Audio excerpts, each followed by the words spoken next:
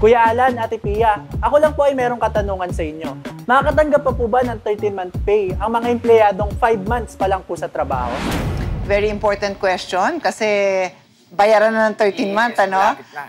Sabi ng batas natin, prorated ang bayaran ng 13th month. So, makakatanggap ba siya? Yes.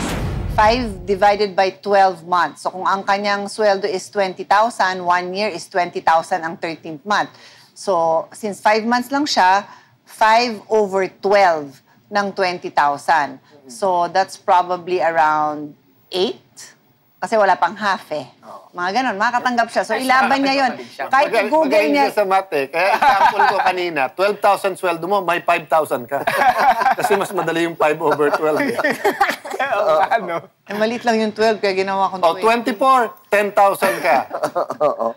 So, kahit i-google niya yun, makita 13-month pay.